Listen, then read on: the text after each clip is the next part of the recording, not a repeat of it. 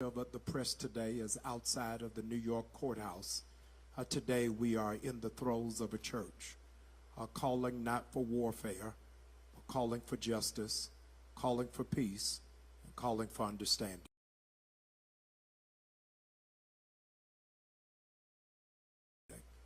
I stand today with the family, his life, that this would be for his sisters, for his family, and for his friends, the land of the free and the home of the brave. Before we go further, we just wanted to start with a moment of prayer. I'm Dr. Jamal Harrison Bryan. I'm the pastor here at New Birth Missionary Baptist Church, Stonecrest, Georgia. And today we go to God in prayer. Good and gracious God, we come to you today weeping. We come to you today because we're troubled. We come to you today because we trust you even when we don't understand. We pray right now that every available angel will now descend on this family and give them comfort in this season of trauma.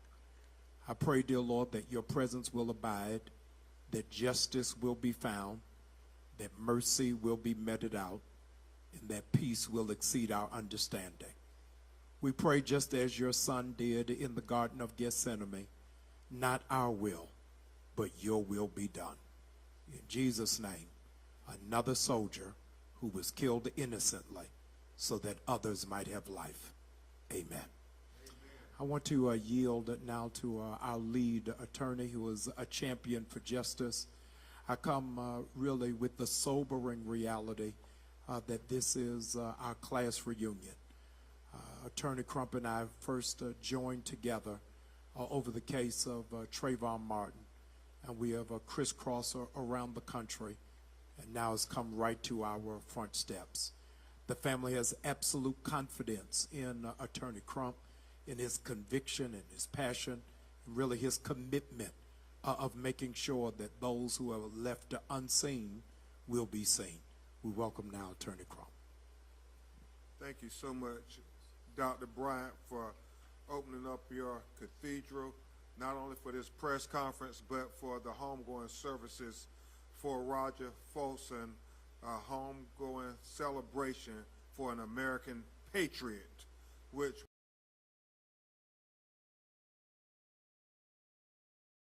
will take place tomorrow time. Thank you also not only for your prayers, but those who have bear the cloth would not take a stand. You took a stand for God's children, all of God's children. So thank you for that. This is emotional. I'm Attorney Ben Crump, along with Attorney Natalie Jackson, Attorney Brian Barr of Levin Papantoni Law Firm.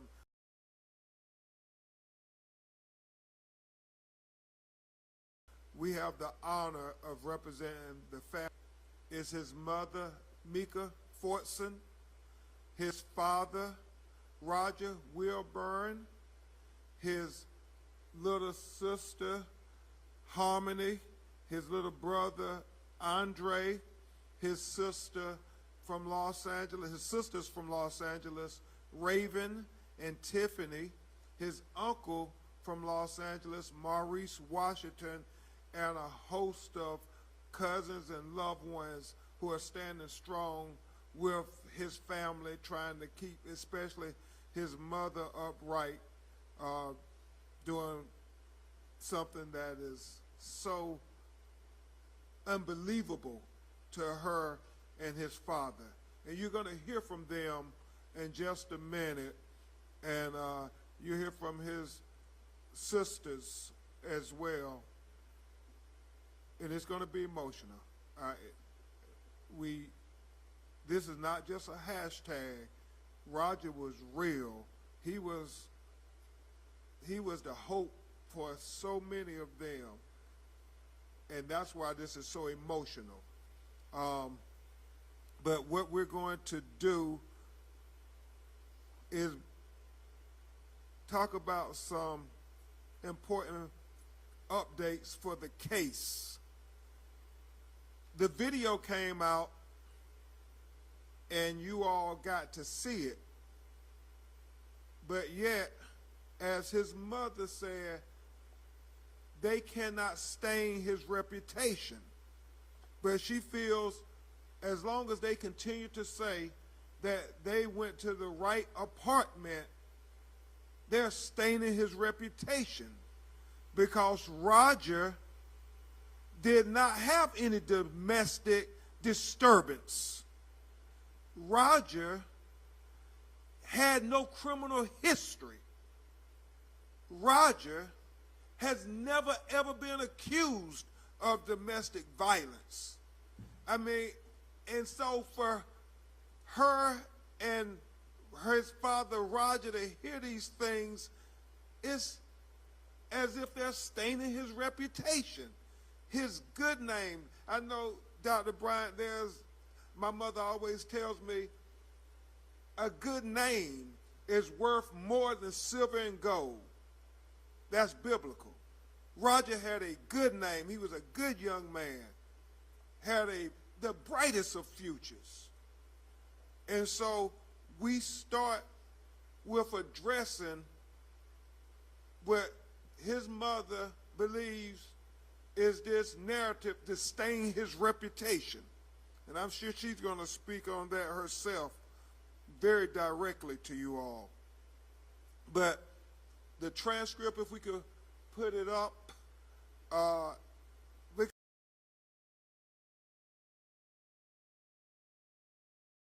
because you saw the video, but it's important that you, all of the facilities, and we're going to hand them out to you, but the parts that are germane, it starts, the body cam time stamp is now visible on the video, and it starts at 16 hours, 28 minutes, 45 seconds when they have the interaction with the woman who we believe is with the leasing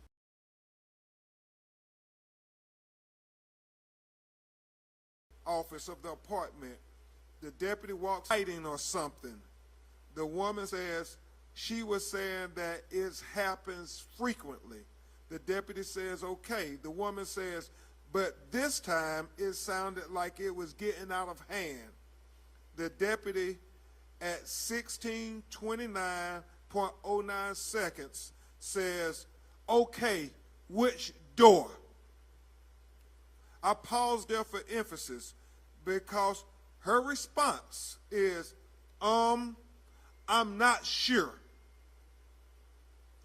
She continues on. 2 weeks ago, I was walking by their apartment, basically on this side, and I was hearing someone yell, like, shut the F up, and you stupid B word, and all this other stuff. And I heard a slap, like right after that. But I wasn't sure, second time, where it came from. The deputy says, okay, and the woman says, and I didn't want to call the police. The deputy then says, which room is it? And now this third time, she says 1401. The deputy says 1401, okay. The woman again affirms 1401. But the girl sounded scared. The one that called, she said she was like, it's getting out of hand. It sounds like it's getting really out of hand. And so that obviously points out a lot about how they got to 1401.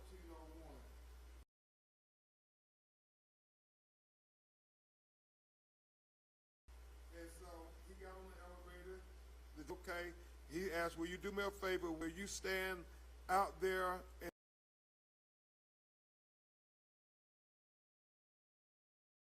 direct the deputy that's coming through this, and it's going to be on this side. Deputy says, got you. Deputy says, got you. Then the deputy says, 312-111. Deputy radio call again, 312-111.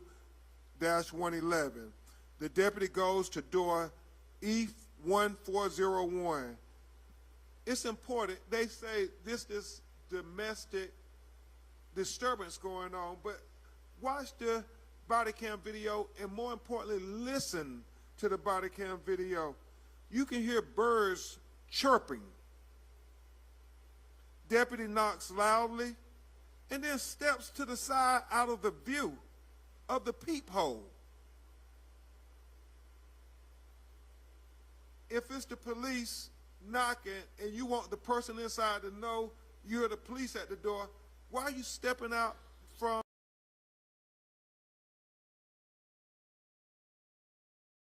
in front of the peephole so they can see who it is? Side out of the view of the peephole. 16:31 and 18 seconds. You hear Roger's dog Chloe bark. 16:31:41. You hear a voice, unsure who's the voice or what it says, but you hear a voice. And then the deputy knocks again and steps to the side again in the video. Then the deputy knocks and says, "Sheriff's office, open the door." Deputy knocks again, steps back into the side again. Don't really understand what's going on. But he said, knocks again, says, "Sheriff's office, open the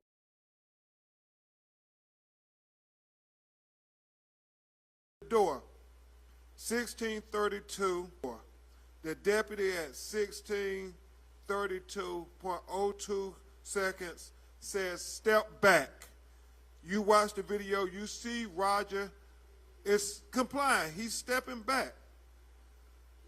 And then the deputy executes him. 6 shots, 6 times. And it's only after he is shot that he gives a verbal command of drop the gun, drop the gun. And even while Roger Fortson, this American patriot, is on the ground, shot and dying, he is still trying to comply. He tells him it's over there. The deputy yells again, "Drop the gun." He says, "I don't have it." Deputy radio call, 312, shots fired. Suspect down, do not move. 312, get me EMS to my location. That's everything from the body cam video. Obviously, you all have the FaceTime video from his girlfriend that shows when he's on the ground, he's saying, "I can't breathe." And they're still yelling commands. Still yelling commands. I don't know if we got Kleenexes or anything. If somebody got Kleenexes. And we knew this was going to be emotional, but talking with his family,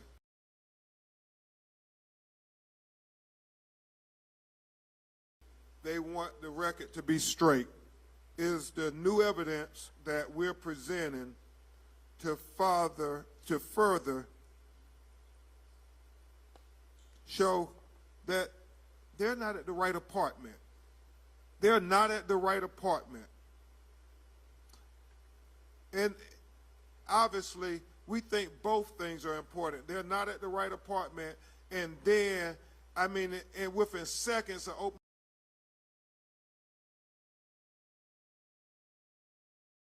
the front door saying, Roger, the police just, we believe, used excessive force and execute him. 6 shots, bam, bam, bam, bam, bam, bam. And he has to pull the trigger those many times. We just think it's excessive force on top of him being at the wrong apartment. So now what you're going to hear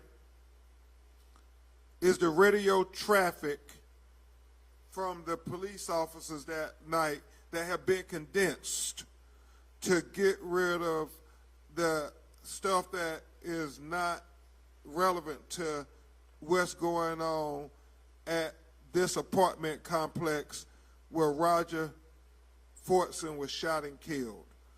And so, to the sound engineer, Ricardo, we're going to now play. Copy disturbance, physical progress. zone 16. Go ahead. The 319 racetrack. 319 racetrack. Going to be unit 14.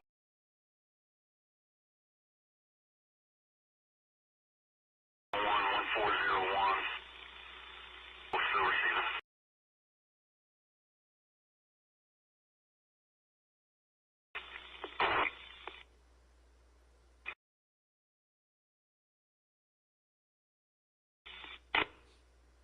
Copy. 238. 31297. Tempo 1097. Don't have any further other than a male and female. It's all fourth party information through the front desk at the leasing office. Over. Confirm you for that physical on 1097. Disturbance. 312, shot 5. Suspect down.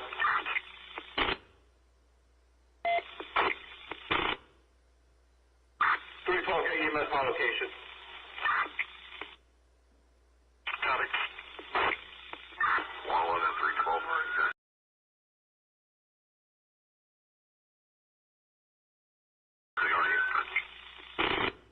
Copy, please. 243, do you have a follow for suspect? Neck Road, black male, multiple gunshot wounds to the chest. SO on scene, scene secure. They're asking that you step it up.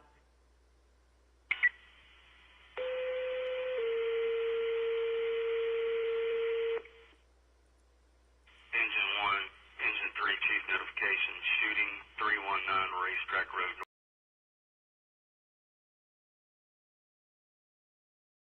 Northwest, black male with multiple gunshots.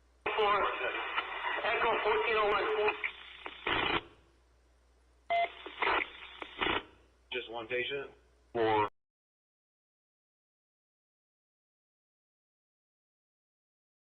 Echo 1401.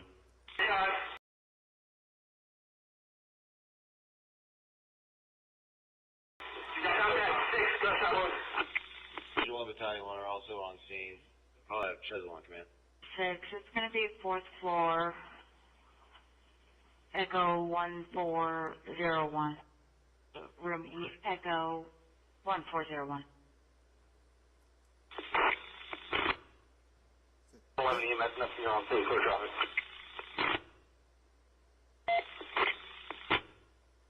Thank, 437, thank you, application. thank you, Ricardo. I think that's the end. Can we go back to 53 seconds and to the media? We will provide you all with the radio traffic condensed, but the part that we feel is the crux of the matter here for these purposes, and we have it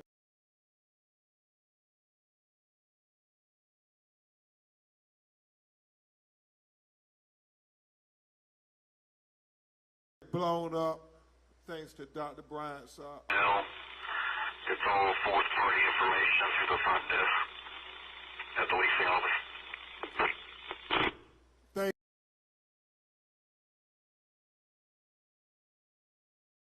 Thank you. And the reason that's very important because it reiterates that it is not the right apartment where Roger Fortson is at. The dispatch officer says, don't have any further other than a male and female. It's all fourth party information from the front desk at the leasing office. That's important for two reasons. Number one, the police already know before they get there, they've been told that where the disturbance is at, there's a male and a female, and that they are getting their information from the front desk at the leasing office. And it's, as his mother and father and everybody continues to say his girlfriend. Roger was in his apartment by himself, FaceTiming with his girlfriend. They were not raising their voices. He was making plans for their visit for the weekend. The only people in that apartment, only person in that apartment was him, and he had his dog Chloe, who was present there. Eric, can we show Chloe, because Dr. Bryant, we have gotten so many inquiries about his dog Chloe. Maybe we could put it on the other screen too. Because you heard Chloe bark, but also, and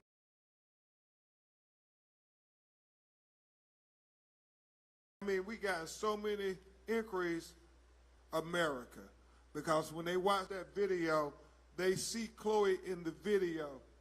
And if we can go to the next picture, Eric, where you see that Chloe is right there when her daddy is shot. And here, Chloe is there, and we have a freeze frame of it. Okay. And if we can put it on the others, Eric, if that's possible.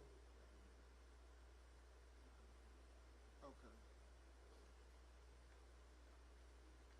And so you see Chloe by Roger's leg, while Roger has his gun that he is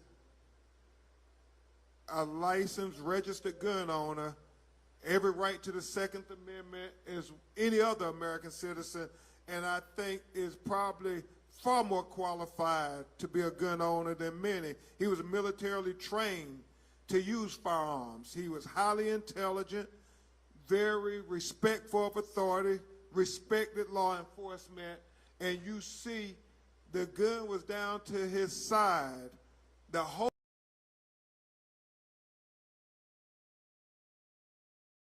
time. He never raised it. In fact, on the trigger. And when you look at the video, you see Roger step back and put his left hand up, trying to diffuse the situation, and yet, even though he's complying and stepping back, doing what the officer verbally commanded him to do. He said, step back. You see Roger stepping back. He shoots him anyway. And Chloe, his dog, is right there by his side.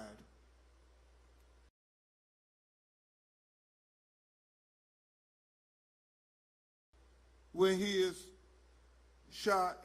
And so I know his family is thankful to everybody who's not only reaching out for their care and their concern, but also asking about his dog, who he cherished.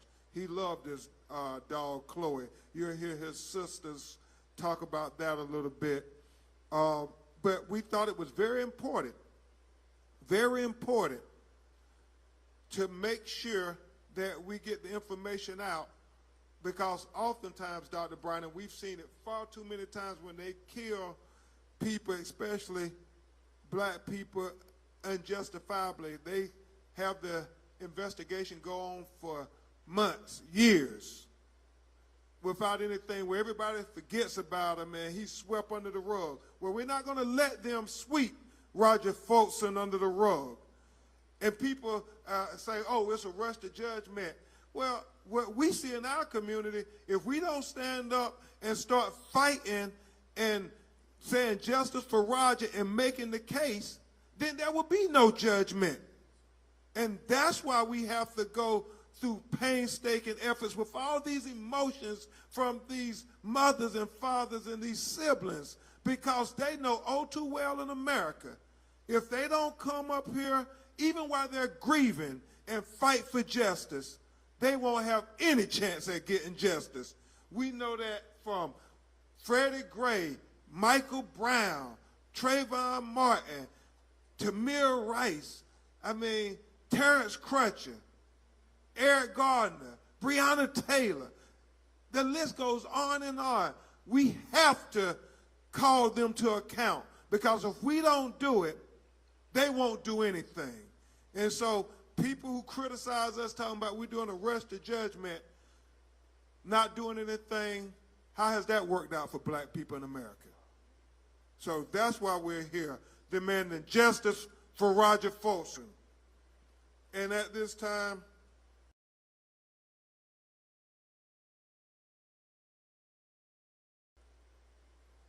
Mika, you ready? Wilburn address you about his son and how special he was. Roger. Yeah, he was a good man. I had seen him in January. He had came to LA. He had came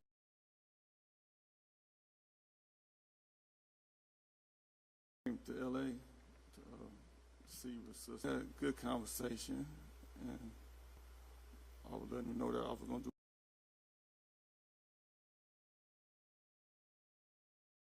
do better, and that we was with each other. And then I just, like I said, we just hugged each other and just enjoy being with each other.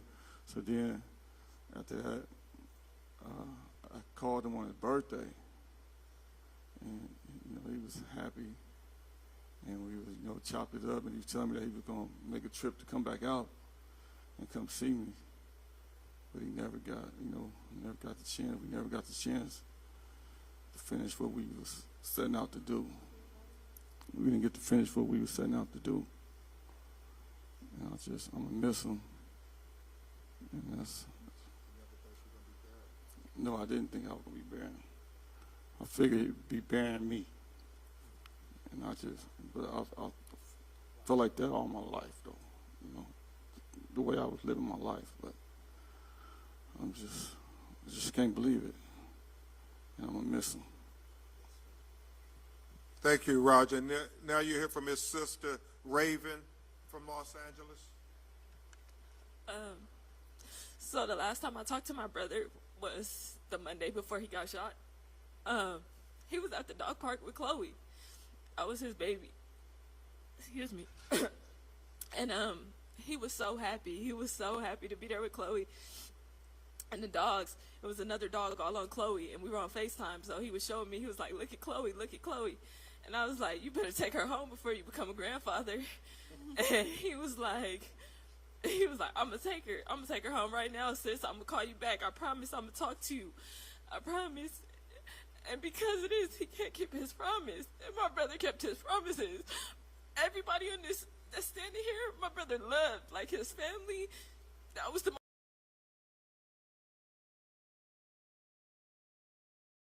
most important thing to him.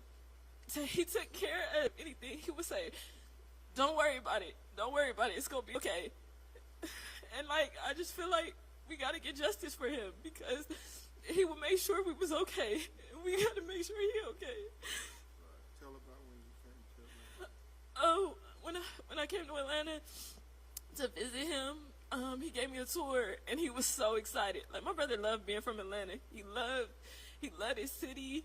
Like I said, he loved his family. He loved where he was from. He loved who he was. He was proud of who he was. He was proud of what he did for work. And he just wanted to show me everything he loved and everything that was important to him. And being here, it hurts, because I just keep thinking, like, my brother, he's supposed to be here with me. How I'm here, he's not here with me.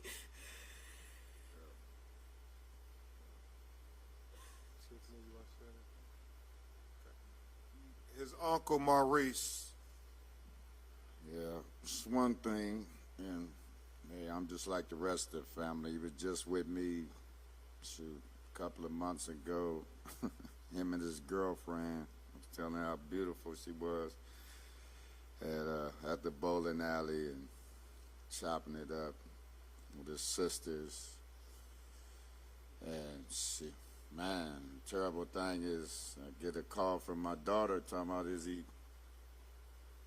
passed, shot just last week, and that is devastating to me, especially how he got shot. And I know him.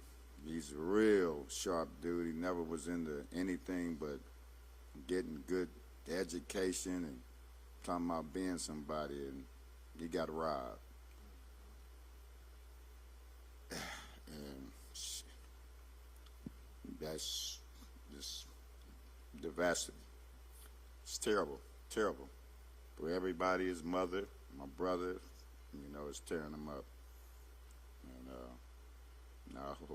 I know we have to get justice for him.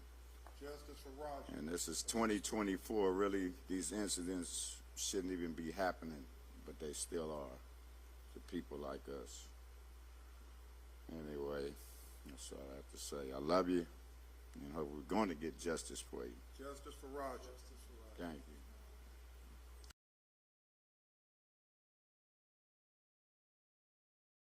Thank you so much, Uncle Maurice. Before we're going to hear from Attorney Jackson, who has a statement, Nakima Williams. We just got this in, and this is to the family from Congresswoman Nakima Williams. Our hearts are heavy as we mourn the tragic killing of a native son of Atlanta, Senior Airman Roger Fortson, another black man failed by this country and taken far too soon. As a mama of a black son and a member of Congress, I'm deeply troubled by the continued disregard for black life. Black men are rarely given the benefit of the doubt, and far too often the results are tragic. Senior Airman Roger Fortson should be with us today, serving his country with honor, being a role model for his sister Harmony and his brother Andre. My prayers are with Senior Airman Fortson's family and loved ones, especially his mother, Mika, as we continue to fight for justice and accountability. Thank you so much, Attorney Jackson, for all your great leadership on this case. You're making Attorney Barr and I look smart, Natalie. At this time, you're going to hear from his little sister, Harmony. And Dr. Bryant,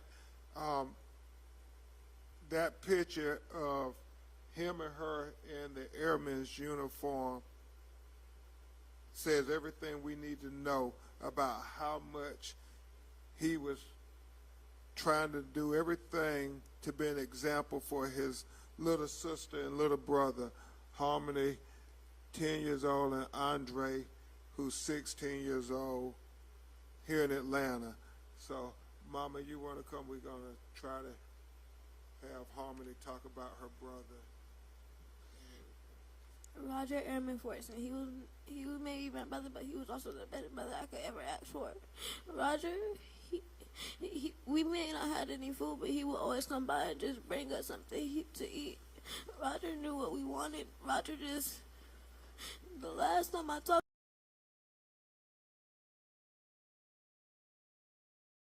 to him, it was on May 1st.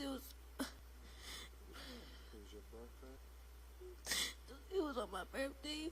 I didn't even get to tell him I love him. All I got to say was I'll see him later. Now, I mean, I won't even get to see him later.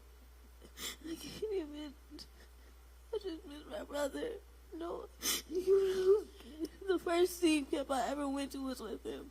The first actual theme park I ever went to was with Roger, and it only happened because of him. All the times that I've spent with him, some of them I can't even remember because I was so young. Now, as I'm 10 years old, it's just hard to speak when I just can't think about how he's not here with me right now, and he should be right beside us, and we should be somewhere having fun, not somewhere having grief because of somebody who made wrong decisions and took my brother away from me. Now, Harmony, we give you a round of applause. You spoke so good for your brother. And Dr. Bryant, I know his family started a GoFundMe because he was all about trying to help Harmony and Andre have a better chance at the American dream. And so I know not only his new birth family, but people all over the country are going to help make his dream come true. And his dream, Harmony, was for you all to have a better opportunity, Andre, at the American dream. And we won't let his dream go unfulfilled. We won't let it go. And his niece, what's your name? Lauren? Roger Fortson, he wasn't just my uncle, he was the best uncle. He will always make someone happy. He will never have a bad day in front of somebody. If he had a bad day, he would make it right. Wow. Everybody loved him. It was no hate to him until now. The last time I saw him was on his birthday, and I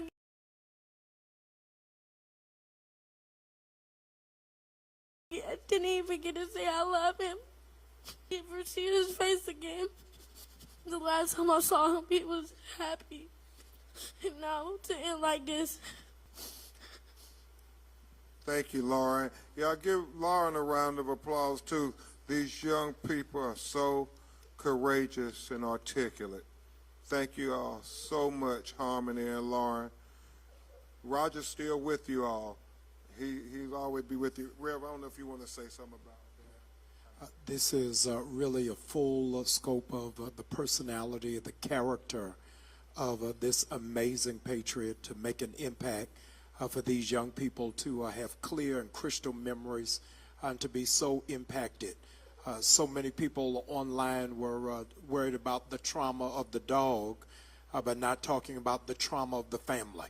And we want to make sure that this family is safeguarded and they are undergirded as they navigate through this process that no family wants to be in. But we're going to stand with them, and we're going to ask that the greater community of those who love this nation, or love those who have sacrificed their life for this nation, will surround this family with love. Thank you, Dr. Bryant. The last person you hear from before you hear from his mother is his other niece, London. Me and Roger had this kind of bond like not any other person. We had a bond where we would text and stuff, and I miss talking to him. One time on the text messages, I was with Chloe, and we was sitting on the couch in my grandma's house, and I just said, "Look at your daughter. She looks so pretty." And he said, "Oh, kind of heart." He said that I love you. So last time I talked to him was when he texted me and he said happy birthday to me, and when he said he loved me, and I just didn't know he was gonna be gone from me. Like, they took my uncle from me, and I just want justice for him. Justice for Roger. Justice for Roger. Thank you so much, London. Let's give London a round of applause to all these young people. And finally, Andre, do you want to say anything? Okay, finally, you're going to hear from his mother, Miss Mika Fortson, and then we'll try to take some of your questions.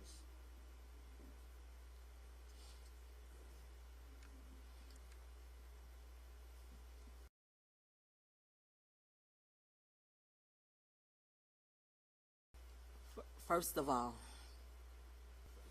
that my baby and my grandkids had all of that in them, because she 10, she's 11.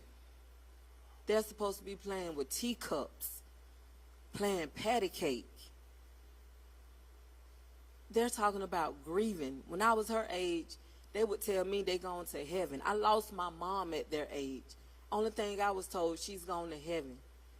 And my kids have to stand up here and explain themselves. They always say you don't have a strong black man in the family. Do you see us? Amen. We're black women. We had a strong black man. Now we have 2 strong black men up here with us. He had his dad namesake. And you're not going to, he didn't stain his dad's name. You're not going to stain his daddy's name. Amen. That name was too important to him. It was too important. I never looked at the video, but they can tell you I told them how he was looking. I told them how he sounded. because we didn't have money. And you heard her right.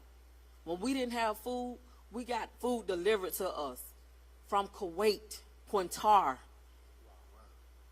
We didn't have to eat what was there anymore. We ate what we wanted. We did what we wanted. This a big family. We went to Disney World Universal Studios during the weekday. How is that fair? I got 5 kids. Roger is now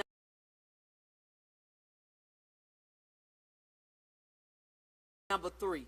3 and 4 would never be the same place. Sheriff Eden looked me in my face and told me if he sees anything wrong, that he put it on his mama, that he would apologize. Well, put it on your mama, because I'm standing right here. From what I heard and from how your people dissected. Police down in Florida sent me all kind of comments. They sent me so many I couldn't even take it, just knowing that your own people that's wearing the same suit that you're wearing, saying that you murdered him, you assassinated him. He didn't deserve that. No. I don't even remember Roger killing a spider. He'll grab it by the leg and just throw it out. And you killed a human. You killed mankind. He went to Kuwait. Qatar. The places that he went, we're not even accepted. But they accepted him. To come back here and kill the gift that God gave to me, God has never been an India giver. Never. So you're going to give me justice whether you want to, Chef Eden, or not. If you're a man of your word, all those tears you looked in my face and cried, get back on the podium. Because no sooner than you told me that lie, you did a press conference to cover up your people. You asked to come to his memorial. Yeah, you can come when you do your press conference and say you're going to give Roger justice. Amen. You're going to say that you promised his mama justice. Amen. That's when you can come. Yeah, you thought he was a poor black boy. But what you didn't know, he had a mama that's a poor black single mama. And I'll walk through the fire for justice for mine. You're not going to get any more tears. The tears was for my grandkids and for my daughter, for his sister. Because guess what? He was proud of his sister. Everybody in Atlanta knew who Raven Wilburn was. And the fact that you took that from her, no, we're not going to allow that. We're not going to allow that. I've talked to colonels, generals.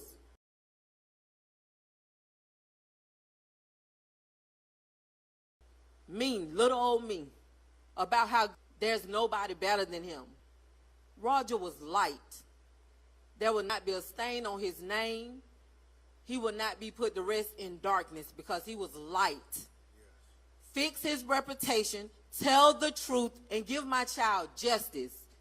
Give him justice. Justice for Roger. Justice for Roger. Thank you so much, Mika.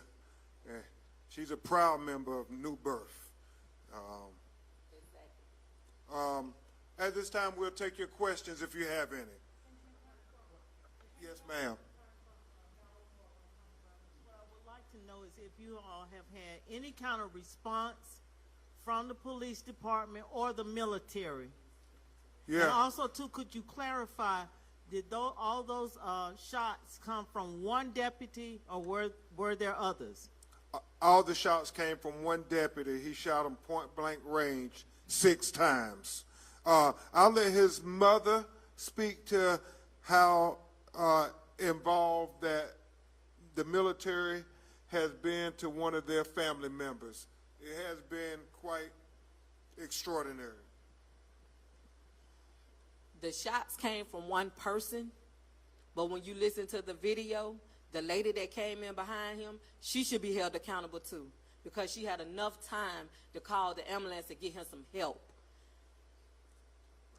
The military, the United States, I put it like that because I've had Congress, I've had colonels, generals. The United States Air Force, if it wasn't for them, I probably wouldn't even be standing up here. I wouldn't, when I say I'm not going to point him out, he has walked through the cemetery with me. He has cried with me. I picked my baby up in a casket when everybody was picking theirs up from a college. You know the military can't break code. I watched them babies with tears rolling down their eyes. I get calls 2 o'clock in the morning. How they know I need them calls? Some of them have not lost a child, but they knew that I needed a call. The military done something? No, the military is present. Let's be clear. They're present. Not done. They are present. They're walking with me. They're talking with me. Everybody that you see here are present with me. This is hard. This is hard, especially when you don't know the big words or the right words to say. This is hard. You're saying everything right, Mika.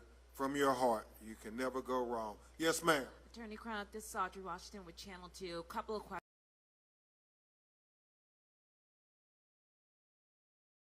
questions. Have you heard any latest on, at last check, that he's out on administrative leave? Have you heard anything more about his employment? Secondly, have you spoken to the district attorney's office about any possible charges in this case? We have not heard anything further about the sheriff's deputy who shot and killed Roger Fortson, other than he's out on administrative leave. And the only thing we've been informed by the district attorney is that they are investigating and waiting on the Florida Department of Law Enforcement investigation, which we don't know how long that's going to take. And that's why his mother is very right. We have to let people know that they were at the wrong apartment. What do you guys want charges in this case? They want justice. Anything that that officer who killed Roger Fortson family would want, they want it too. It has to be equal justice. We can't have two justice systems. Roger had every right to the Second Amendment. Every right. He was a law-abiding, God-fearing American citizen. He was a registered gun owner in the state of Florida that proudly promotes gun ownership. And stand your ground, everything. And so it is so troubling why this officer did not give him a verbal command of drop your weapon versus just shooting him 6 times point blank range. Well, Ms. Fortson says she believes her son was murdered. So She does. This is her mother. Absolutely, they want justice. They want justice. They want the full extent of justice. Thank you. Yes, sir. I'm Tyler Finger with Fox 5 News. So you guys are asking for justice with the sheriff's office. The person who may have led them to that apartment initially, do you want to see something happen to that person as well by saying, hey, this is the apartment, this is where police should go? And I want to be clear on the record. Attorney Natalie Jackson, Attorney Brian Barr, Attorney Precious Chavez, and everybody working with our legal team, we're dotting every I, we're crossing every T, because we promised this family we will get to the truth, because the truth is the foundation for justice. And we know it was at the wrong apartment. We know that. How they got to that wrong apartment, if it was the leasing office who put them at the wrong apartment, then they bear responsibility as well. Blood is on their hand as well, and they should be held to account. But the officer, who we believe engaged in excessive force when he shot Roger 6 times before he gave a verbal command of drop the gun, while Roger was in his own home. In his own home. Our Constitution speaks to the sanctity of the home. The Fourth Amendment talk about you can't have an unlawful search or seizure of my home. Roger committed no crime. What crime did Roger commit?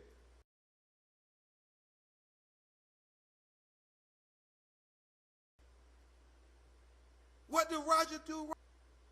And everybody who led to him being executed in his own home, we intend to hold accountable. You think it was a failure of training? Yeah, and we definitely have to look at the training of the officers, the policies of the officers at the Okaloosa Sheriff's Department in Fort Walton, Florida.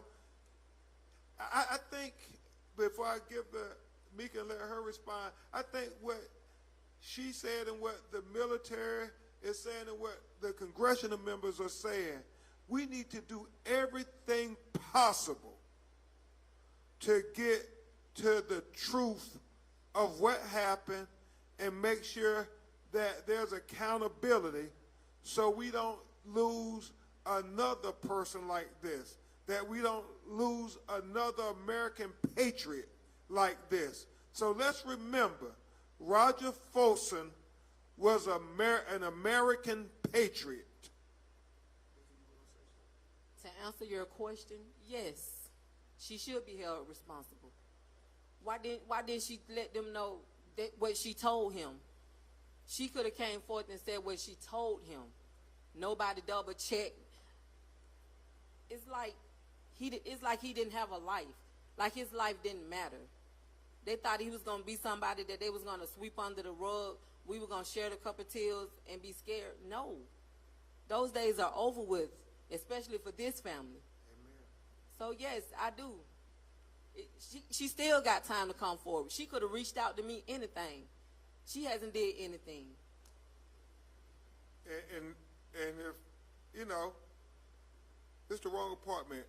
If she was mistaken, she needs to say it. There were no 911 calls about Roger Fortson.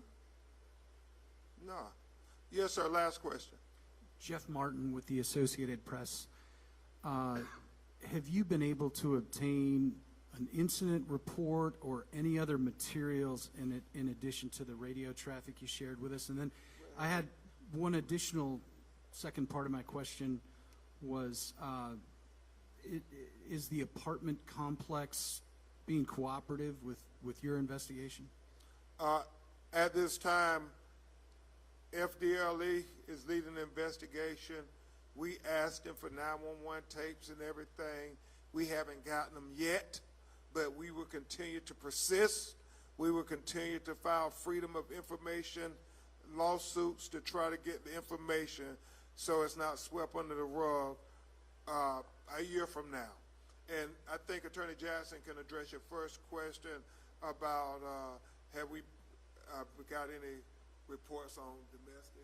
We've been able to get the reports in the last year of domestic violence calls to that apartment complex. There were two, one domestic violence, one disturbance call, and one of the calls happened days after the shooting, which was a domestic violence call. We'll be investigating that call. From the Sheriff's Department, we've been able to get radio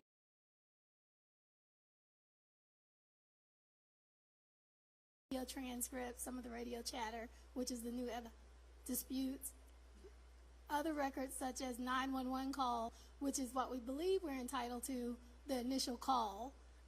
We will be filing a public records lawsuit for that. We believe that it is a public record since it was not a part of the shooting. So and I think the media also can get it if you're interested in getting it. So all the other records have been deemed a part of the investigation of the officer and whether or not this was a good shoot. And so the 911 tapes should not be a cause of what led them to this fatal occurrence should not be an issue.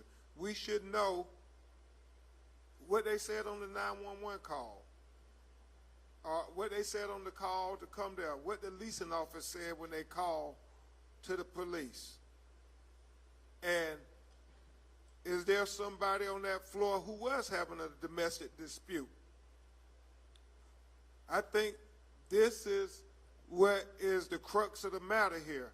The one thing we know is it was the wrong apartment because there was no female in Roger's apartment, period. There was no disturbance in Roger's apartment. And so we want the truth. We want justice for Roger Fortson. It's appropriate that we have the shepherd of this cathedral in the press conference with giving us whatever instructions for the homegoing services and a word of comfort for the family as they leave this press conference and prepare to bury Roger. Thank all of you for coming and for sharing and standing and echoing the sentiments of our attorney and this family. Winston Churchill said that real soldiers don't die, they just fade away. We want you to know that the memory of this amazing patriot will not die, but it's going to stand strong. Our services tomorrow will be at 11 o'clock, but we will open the doors at 10 a.m. The press is welcomed. I shared with the family on a couple of hours ago that when Emmett Till was killed, the mother made a critical decision to keep the casket open so all of America could see the atrocity. We want all of the press to come in and share on tomorrow. Ask that you will connect with our point of contact, Eric Burton, who is with us on today, standing right here, and ask that you will continuously lead them, cover them in your prayers and your support. We'll be sharing tomorrow, attorney, the GoFundMe account so that the larger community who wants to express compassion, care, concern, and love for this family might be able to undergird them long after tomorrow concludes. So ask that you would please keep the family in your prayers and in your thoughts, and know that for us, we want to make sure that the name of this patriot remains clean even in this chapter of his life. Thank you so very much for sharing with us today.